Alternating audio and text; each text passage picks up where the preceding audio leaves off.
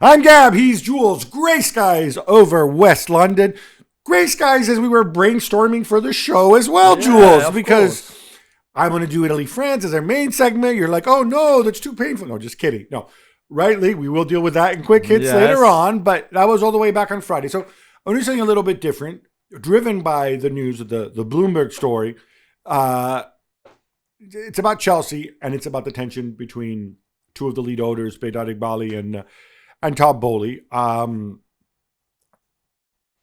Now, but I want to broaden this out because people are like, boring Chelsea, and we know, it's a freak show, whatever. So we'll mention that, but also I want to ask a question of how do we want our clubs run? Because I think football has changed. It does my head in every time some Muppet pops up and says, oh, look, we have a rich owner. And how rich is he? Do we have money? No, this is not how football works anymore and hasn't worked this way in a long, long time. Okay, so the story on Friday is basically, for those who don't know, there's a company called Clearlake, which two of its principals are Jose Feliciano and Todd Boehly. They have 61.5% of Chelsea. Yeah, they're an investment fund. They're an investment fund. I don't know exactly how they define themselves, but that's as good a term as any. The other Chelsea shares, Todd Boehly has 13% of them, and the rest are split between a guy named Hans-Jörg Wyss, who is a million years old. I mean, seriously, he's 89 or something. Yeah. And this other guy named something Walter, who I don't know much about. So until now, Boehly, or until last year, let's say, Boehly's been the face of Chelsea. And as you know, he was the de facto sporting director in the first summer, and that's when everybody made fun of him and the way he looks, and he looks like a collegiate wrestler, which he was, funnily enough. Oh, there's a shock, right? Yeah. Captain Meathead. Since then, he and Boehly have reportedly, they don't see eye to eye. They've reportedly fallen out. They deny they still have a professional relationship. I'm like, of course you have to say that. You have to have a professional relationship. You're not morons, right? You're working together. And the idea is that Boehly, is that now Clearlake, so Boehly and Feliciano's group, they want to buy Boehly's share. That's what Bloomberg reported. And then counter reports, Boehly's come forward and says, no, well, what if I raise X billion? What if I buy out Clearlake?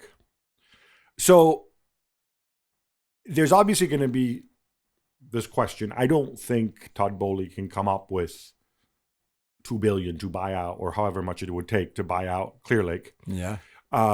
Just because it's not that easy to raise money. And to buy them out, they need to agree to sell, right? You can't just put on They need to agree to sell. Here's the difference, and this is another part which people often forget, right? And this isn't just Chelsea. I'm broadening it out now, right? So if I'm the Glazer family, I have a bunch of siblings in a room. Yeah, we have to agree. But, ultimately, it's all in the family. Clearlake raises money from investors, from pension funds to private equity to hedge funds and so on. They're not raising money generally. Some of it is, but they're not generally raising money from individual investors. They're raising money from people who have a responsibility to the guys who have given them money. So they have to kind of show a profit, they have to show a business plan and so on. So in theory, if Boehly says, here's $5 billion or an enormous amount of money, Clearlake are going to be under pressure to say yes, because the people who invested with Clearlake say, look, I don't give a crap about Chelsea. I gave you money because you said we're going to turn this into a business. Here's somebody who can give us a big return. Now pull the trigger and go away, right? Boehly's issue, and it's not 100% clear whether that 13% of Chelsea that he owns is actually all his money or whether he's borrowed money as well, because this is the other thing.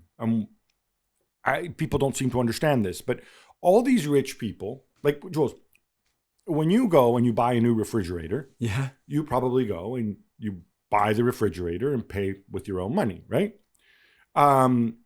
Most of these people, when they invest, they say, look, I have 10 billion in assets somewhere.